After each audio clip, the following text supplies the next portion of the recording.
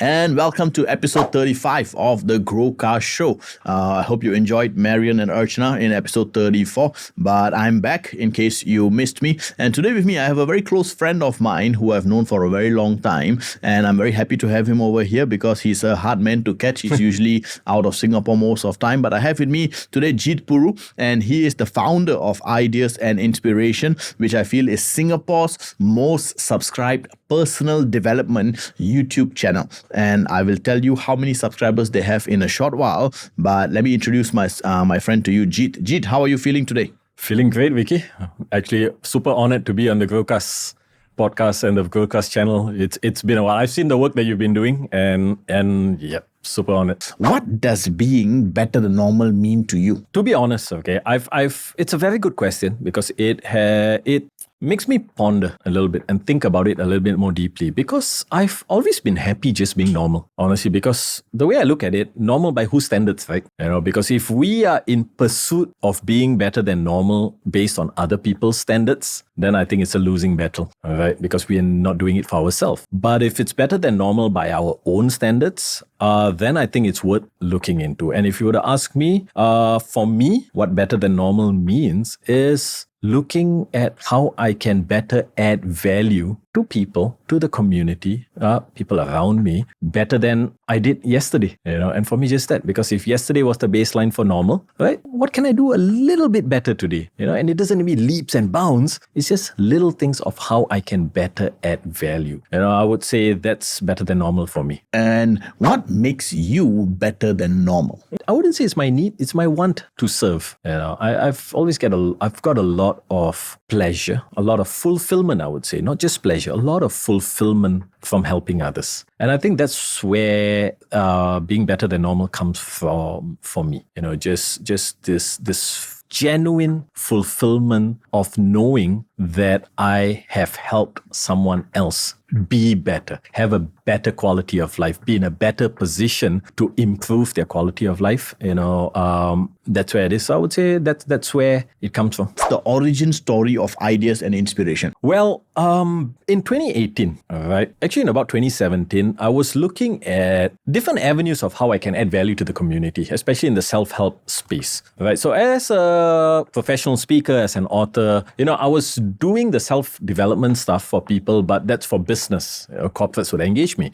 But my passion has always been about the masses, the people, because, we are all part of people as well, right? And I got a lot of help from self-development during the times when I really needed it. So I was looking at how I can add value. And that's when this idea came to me that, hey, why not organize a live event like a TED Talk, all right? Why I didn't apply for a TEDx license, because I looked at all the requirements and I felt it was a lot of work to do, all the compliance stuff. I was like, you know what? If I just start my own brand, it'll be easier to do things my way. So I started Ideas and Inspiration as a live event.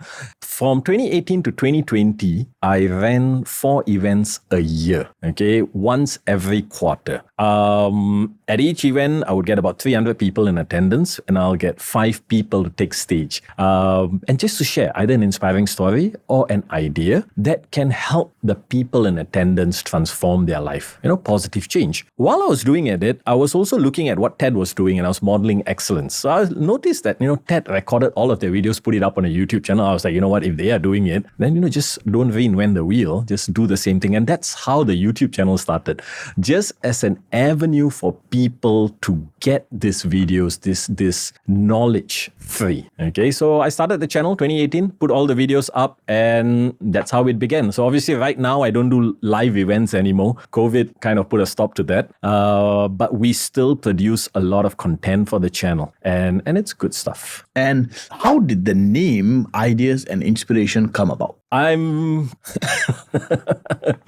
I'll be honest with you. Okay, I consider myself quite creative, but somehow whenever it comes to naming things, I often draw a blank. Okay, so I ask myself, what do I want the channel to be about? And I say, I want it to be about ideas, and I want it to be about inspiration. And I was like, you know what? I think that's self-explanatory enough. Let's just call it ideas and inspiration. And that's how the name came about. And obviously people liked it enough for them to want to come for so many events for 3 years, right? Yep. Absolutely. Because I think just like how I found it self-explanatory enough, right? I think that's how people felt about it. The moment they hear, hey, Ideas and Inspiration event, they know what the event is going to be about. They come across the channel, they know what the channel is going to be about. And I think that was the like a pleasant surprise out of my lack of creativity of coming up with a name for the channel. And I mean, you've seen so many speakers on the stage of Ideas and Inspiration, and you've been in the speaking world for a while as well. Maybe can you share what are 3 qualities of a world-class speaker? Well, there are a lot of qualities, to be honest, all right? But if I have to bring it down to 3 qualities, I would say first and foremost, great storytellers. Okay, great storytellers. A speaker that doesn't tell good stories, okay, often gets remembered for a boring lecture, and I think that's the biggest difference. When we can tell stories and when we can tell great stories, the message that we're trying to put across gets through to the people listening, all right? So I think that's an important characteristic, being a great storyteller. The next is, of course, confidence, all right? A confident speaker. But the question always becomes this, yes, we've heard about confidence, but how do we get confidence to speak? And to me, confidence comes from preparation. As long as a speaker is well prepared, puts in the hours, puts in the work to rehearse the talk, to present the talk, and not take that talk for granted, the confidence will come because it stems from the work that you have put in. The butterflies in the stomach will always be there. I still get butterflies in my stomach, 10 years since the first time I delivered a speech. I still get it, but I think that's good because that shows that, you're not taking it for granted. You're still worried about the outcome, which is great, but the preparation is where confidence stems from. So I think confidence is the second one. And the third one for a great speaker, a world-class speaker, is when the speech, the talk is focused on the audience. Many times I've seen people take stage and use that platform, use that time, and use that opportunity to make the speech about themselves. Tell stories about themselves, tell their life journey and all that, but without a point.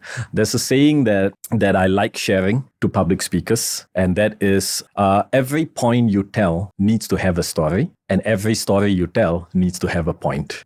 So I think these are the 3 things: being a great storyteller, having confidence, and making the speech about the audience and not yourself. That's very, very valid points as well, especially the saying to public speakers.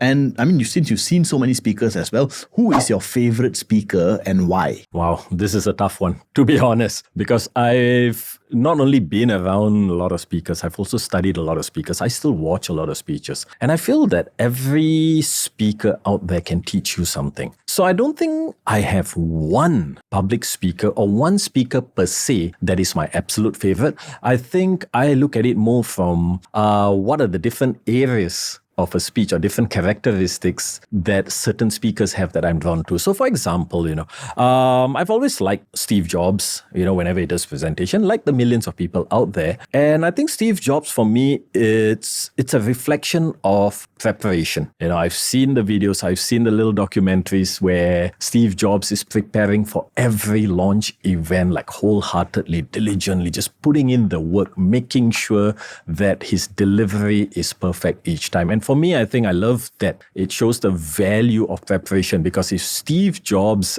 invests that much of time for preparation, right, he must know something about what he's doing. So, I love that. Of course, Tony Robbins, always loved the high energy of Tony Robbins, day in, day out. He doesn't need to be jumping on the stage, at this point in his career, but he still does it.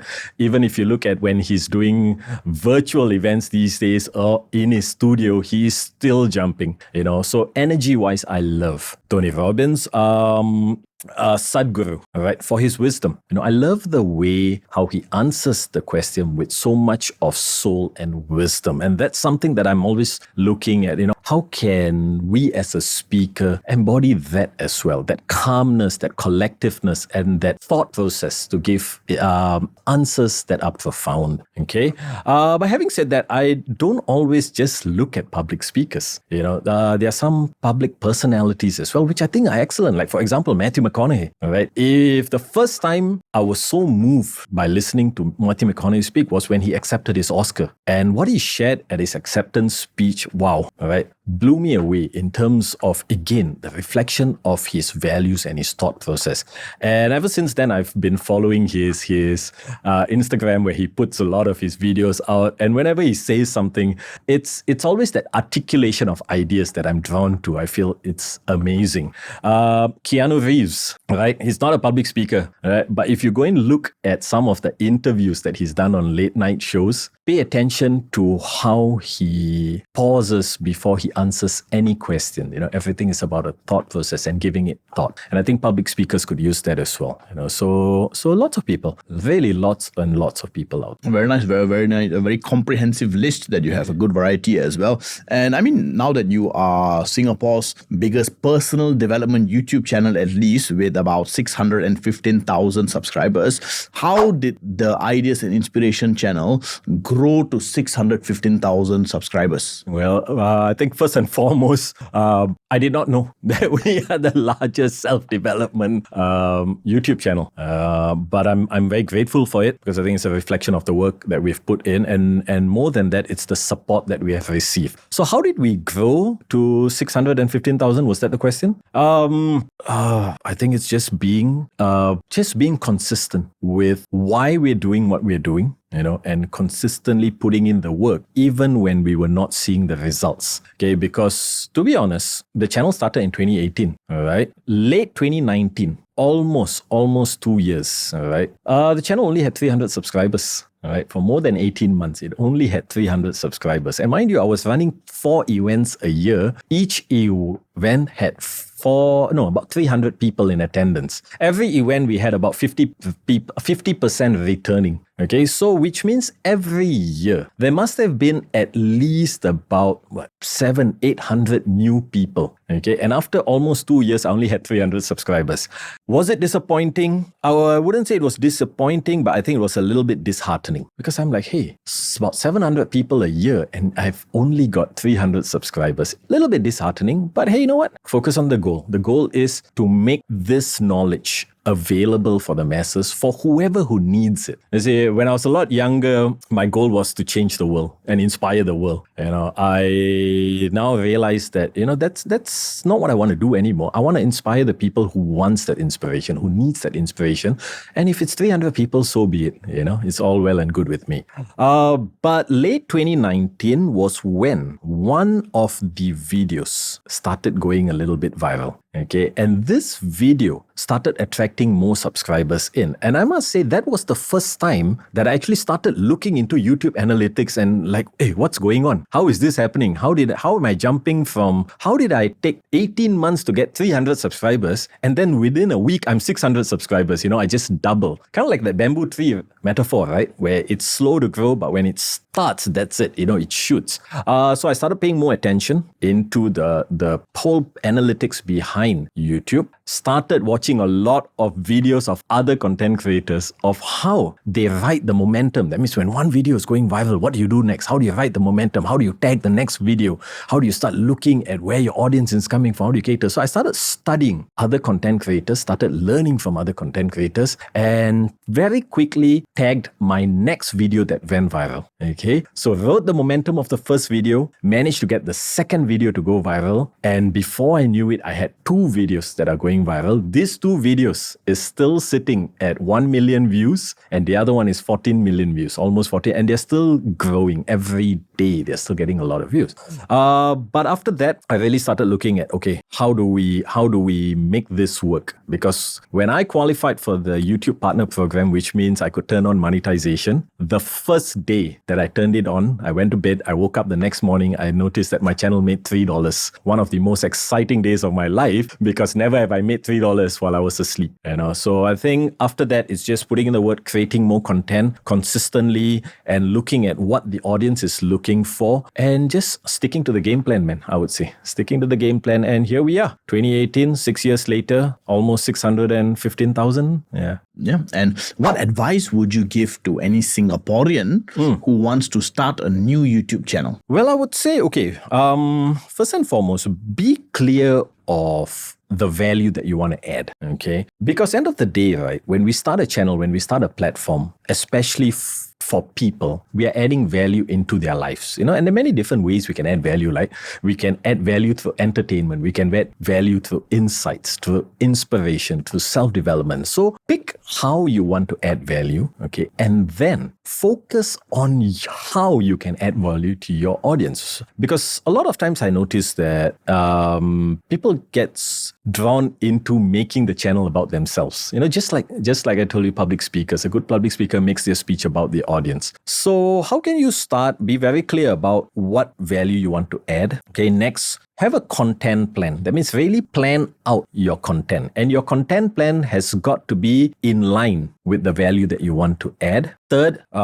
you've got to start putting it out there. Don't wait for perfection. It's not about learning how to edit the best video, shoot the best video, be comfortable in front of camera. I think if you go and look at all the successful YouTube content creators out there, not just in Singapore, globally, all right, everyone's first video is pretty bad. It's a known fact. And content creators actually leave their first few videos on because it's just to show that, hey, you know what? We were never perfect when we first started. There was a lot of stuff. So you've got to just put it out there, get into the flow, all right? And I think one of the most important thing is if you want to be successful in YouTube, you can't be in a rush to see results because it's a long game. It's a process. Like I said, the first 2 years, I only had 300 subscribers. Yes, there are some channels where overnight they become a sensation, but those are one-off stories. But for most content creators, it's about sticking to the plan and doing it consistently, being reminded of why you're doing this in the first place and playing the long game. So you got to put in the work and eventually you see the results. So, don't be too fast or don't be too impatient to see results, Be more focused on adding value to people's life, and you will see. I think that's about it. And I mean, talking about the results, obviously many people talk about YouTube monetization, right? So is it easy to make money with YouTube? It is easy and it is difficult, right? If you want to make money on YouTube overnight, then it's very difficult. Very, very difficult, right? But if you're willing to put in the work and be consistent with the content that you're putting out and constantly looking at, how can you pivot? How can you serve your audience better? And once your channel starts growing consistently and attracting quality subscribers, believe me, then it's very easy. Because after that, you don't even think about how to make money on YouTube. Your only priority is how to make better content and how to serve your audience better. All right. So I think it comes back to what are you focused on? In the beginning, it can seem very difficult, but if you do things right, the right way, it'll eventually become very easy. Makes perfect sense. And I know, Jit, that when I first met you a long time ago, you were doing lots of keynote speaking and lots of training as well. So I know you've taken a back seat from there as well. So why are you not doing keynote speaking anymore? Well, the reality is this, right? When I was doing a lot of keynote speaking, I was doing active work for active income. What that means is when I deliver a speech, I get paid for that speech. So if I want to make, let's just say, 150,000 a year, and I make about 5,000 per speech, so you do the math. How many speeches do I need to deliver in that year? When COVID hit, when the pandemic started, what happened to active work for active income? For most people in the world, it came to a complete standstill. As a professional speaker, the industry went dead, right, for at least 1.5 years before people got into virtual speaking. Fortunately for me, that's when my YouTube channel peaked and I got a taste of active work for passive income. Videos that I produced 6 months in advance was now generating revenue on the channel when I was doing absolutely nothing. And that was when I realized that this is what I want to focus on. I want to focus on active work for passive income instead of active work for active income, because the truth is this, right? Active work for active income, two ththings can happen. One, what happens if I don't want to do it anymore? All right? What will happen to my rice bowl? Second question is, what if I can't do it anymore? What if I lose my voice? Then where does my income come from? So I've switched my focus to active work for passive income, which is content creation for the YouTube channel,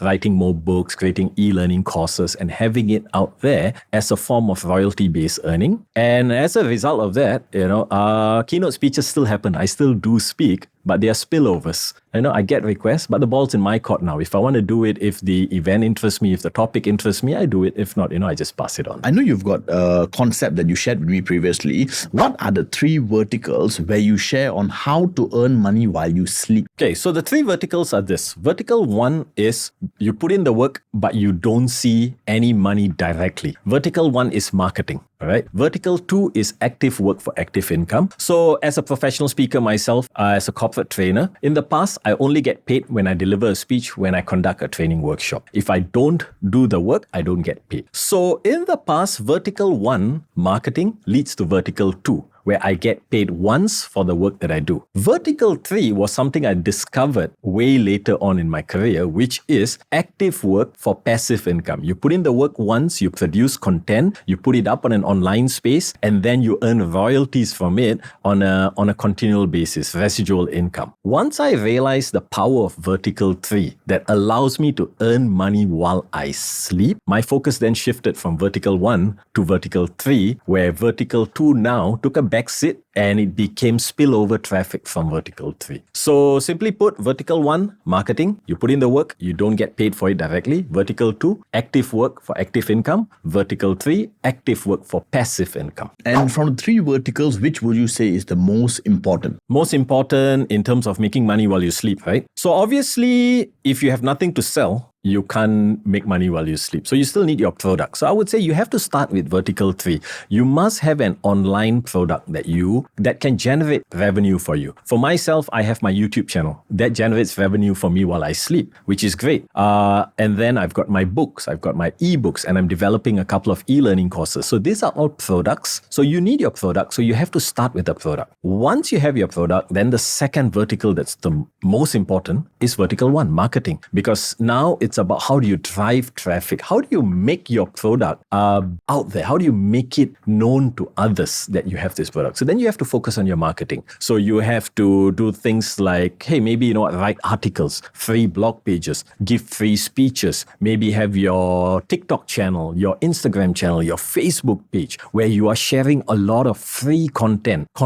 that's going to drive traffic back to your products that is going to help you generate money while you sleep. And also, I know you've got a new book that you are writing as well, right? Tell us about the new book about sales that you are writing. Well, the new book is specifically for salespeople, and it's on how salespeople can pick themselves up, in the face of rejection. Because I feel that a lot of times when we talk about sales, right, and sales rejection, the conversation always goes towards how do you turn a no into a yes, but that's a sales skill, right? And it's important to know how can you handle objections, how can you turn a no to a yes. But I think the part that is often neglected is the emotional well-being of the sales professional. Because a rejection is a rejection. A rejection in sales is no different than being rejected in a relationship, being rejected in a job interview. The feelings of rejection can trigger a lot of other emotions such as doubt, lack of confidence, insecurity, not too sure of where everything is going. And one of the biggest reasons why the sales industry has one of the highest turnover rates, where people come and they leave in a very short time, it's not because people are bad salespeople. Sales skills can be learned, but it's the motivation that disappears because of excessive rejections. When rejections pile up, it is not the skills to sell that disappear, it is the will to sell. So when I realized this after having worked with a lot of people in the sales industry, I realized this is the gap that I want to help bridge, and help salespeople regain their motivation during that times when they are feeling at their lowest. And that's what the book is about. It's about actionable strategies to how you can pick yourself up in the face of rejections. What causes this emotional turmoil in salespeople? So rejection, of course, there's the act of rejection where a prospect says no to you. And when a prospect says no to you, it's their prerogative. It's their right to say no. Because we ourselves, have said no to many people who have tried to sell us something. And I think that's fine. But when a prospect says no, it also evokes or it brings out the feeling of rejection from within because we had expected a different outcome. We had expected a positive outcome, or we wanted the outcome to go a certain way. And when outcomes don't go in accordance to expectations, it causes us to feel a little bit disheartened. It makes us question our abilities, our capabilities. We start doubting ourselves. We start asking ourselves or start having conversations which is not very positive, okay? When it happens once, it happens twice, it happens 3 times, it's all well and good. But when you keep piling this up, the emotions compound and the emotions intensify. And I think that's when it gets overwhelming for most people. So if you ask me, where do rejections, that sense of rejections come from? It comes from that compound, intense buildup of a lot of negative emotions and negative conversations that we have ourselves because we don't know how to reset and recharge before the next sales process. And what advice, Jeet, would you have for somebody who is facing non-stop rejection recently? Well, take a break. Honestly, take a break, Recharge yourself. Reset, recharge, all right? Take a break, have a change of environment, have a change of scenery, go somewhere and just let it all out for a while, okay? That always helps. But if you want something that's more actionable, then I would say, right, we have to treat each rejection seriously. Don't let it intensify. Don't let it compound and intensify. Deal with each rejection individually as it happens. And one of the best things that you can do, honestly, is journal. Start journaling these negative emotions because think of your emotions, right, as a bottle of Coke that you put a Mentos in. All right. So imagine this bottle of Coke, you put a Mentos in, you cap it really tight. What happens? Pressure builds up. Eventually, it will want to explode. Our emotions are just like that. If we bottle everything up, eventually it will explode. But what we can do is we can give our emotions an outlet so that we don't keep it inside bottled up. And one of the best ways to give our emotions an outlet is through journaling, and I would highly encourage everyone to journal more and give that emotions an avenue to live on and be free out of us, and that's a very powerful process. Very nice advice as well. And I know, Jeet, you have a tattoo on your arm which says, "It is what it is." What is the meaning behind that tattoo? This is going to be an answer that's going to go a little bit more into the spiritual realm, okay? Because I think rejections and troubles and challenges can come from all avenues and all angles, which can cause us to feel down. Life will present us with many, many, many situations, which will cause us to feel down. And in those times, when things are not going our way, when our expectations don't become the outcomes, and our outcomes are different from the expectations that we had, we get so caught up that we start looking into how things could have been different. Why did this happen? What if I did this? What if I did that? And we start living in the past, hoping we can change the present outcome. But the reality is this, right? We can't change the present outcome. We can change the future. We can change how the choices that we're going to take to change the future outcomes. But what has happened has already happened. And one of the ways to move on from challenges, from troubles that we are facing is to first accept that what has happened has happened. You can spend hours, days, months, years hoping that things could be different. But the fact is what has happened has already happened. But the only way we can move forward is to first accept that what has happened has happened. Now, what must I do next for a better outcome? So for me, it is what it is means that you can't change what has already happened, but you can change what is going to happen next. So focus on what's next rather than, get caught up with what was. That's what it means. Very nicely said. And I know, Jeet, people ask you all this time, which is why are you still single? So I want to go a little bit about into your personal life as well, if that's okay with you. So tell us, Jeet, why are you still single? Wow. Okay. I think the best way to answer this question is by me telling you a story of Jimmy the fish. All right. So Jimmy the fish lived in a big, vast pond. All right. And this is a pond where people would come and pick a fish that they would want to take home and keep in a nice aquarium as their pet. So all the fishes in this pond wanted to just be picked up by someone. So Jimmy the fish often thought of himself as a good fish, a fish that could add value to someone else's home. And very often, people would come, all right? They would pick all the fish, and one or two would pick Jimmy, all right? And take Jimmy home. Jimmy would be in their home for a few weeks, and then they would take Jimmy, go back to the pond, and release Jimmy back into the pond. The first time it happened, Jimmy asked that person, he said, "Hey, what went wrong? Why are you putting me back in here?" And the person say, "You know what, Jimmy? You're a great fish, all right? You have added a lot of value to our life, all right? But you are meant to be in someone else's home." This perplexed Jimmy a lot.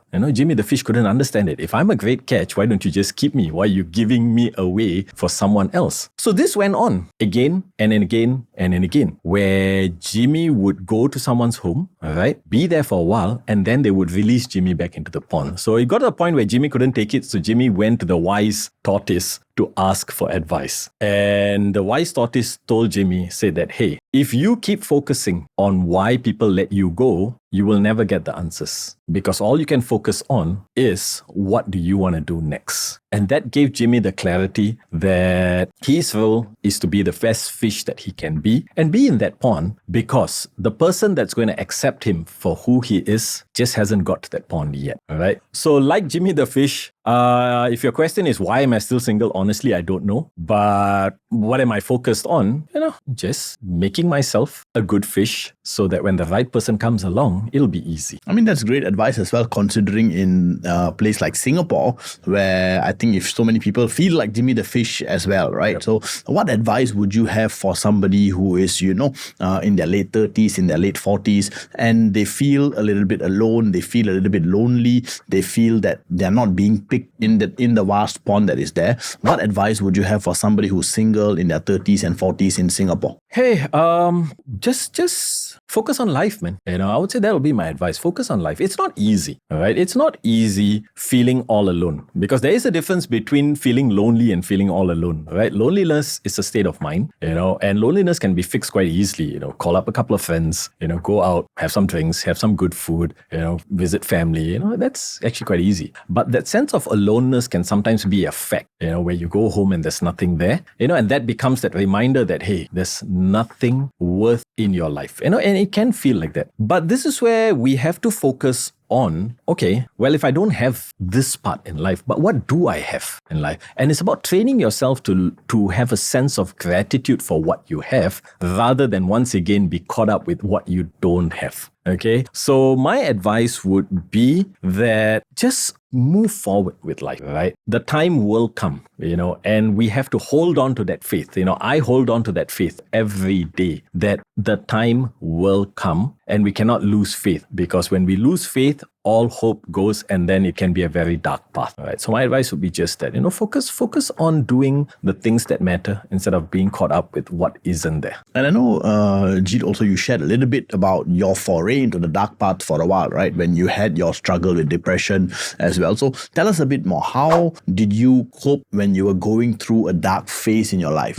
Like a lot of people, right? I've had my ups and downs in life, right? But about 6-7 years ago, I felt that was one of the darkest time. I've never got myself clinically tested for depression. So I don't know if I really was clinically depressed, but I knew something was different this time, because I've been sad in the past before, but I've never experienced uncontrollable sadness. Moments where I'm out in town among hundreds of people, and for no reason whatsoever, or at least no known reason, I just break down. Something triggered, this emotion of sadness from within, and it became uncontrollable. And I just needed to find a safe, quiet, dark place to just let it all out. And this was going on for 6-7 months. I think it was even longer than that. It gave me the realization of how helpless someone can feel when they have no control over how they feel, and it was tough, right? But I must say, what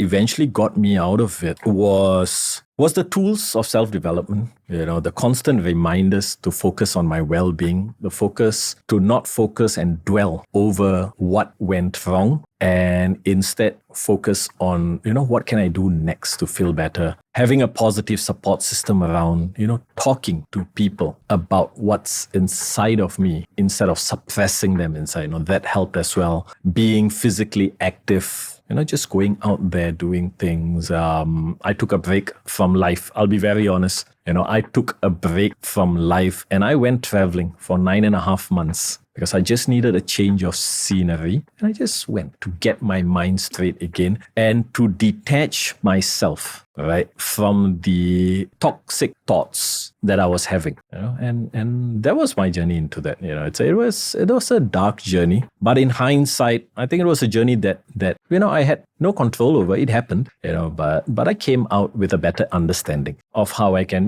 help people after that. And I know you, like you mentioned as well, your 9.5 months when you were traveling South America, am I correct? Yes. What did you learn in that 9.5 months about yourself that you did not know before traveling? Wow. Okay. One thing is that, I could be away for 9.5 months and life went on for everyone around me. You see, I think as human beings, most of us do like to place a measure of self-significance. Like, if we are not around, everything around us will fall apart. We are the glue that sticks everything together. But when I left, I realized that life went on for everyone else, And I think that in the beginning was a little bit disheartening because I'm like, wow, nobody needs me. But then that became empowering because I realized, hey, you know what? Nobody needs me, which means I'm free to do what I want to do.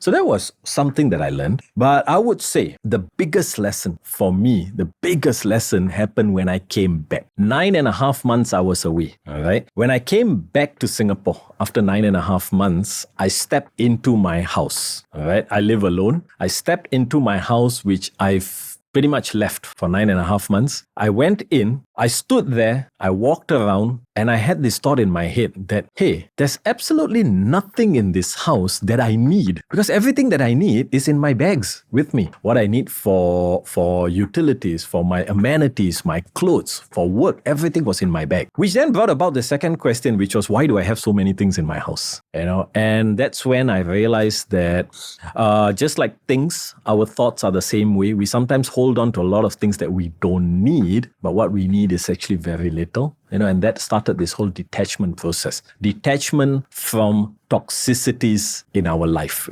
from whether it's people, possessions, or thoughts.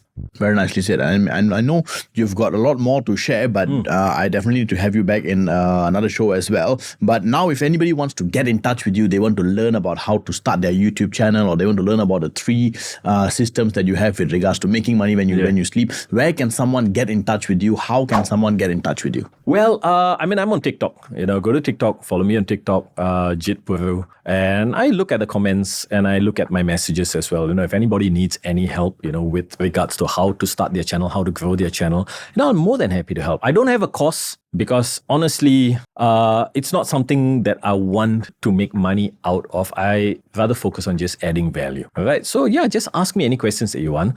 Of course, you can go to Ideas and Inspiration, the YouTube channel. I am in the midst of creating a new video on these 3 pillars, these 3 verticals. Watch that video, and then if you have any questions, just post them in the comments and I will answer them. But if not, just look for me online and you will find me somewhere, and just reach out and I'll be more than happy to help and share my insights. And that was Jit Puru on episode 35 of the GrowCast show. It's been an enlightening episode where we learned so much, and we look forward to seeing all of you in the next episode. Thank you so much, Jit, for being here. It was a real pleasure. Thank you so much, Vicky, for having me. I truly look forward to the next time. Perfect. Thank you, everybody.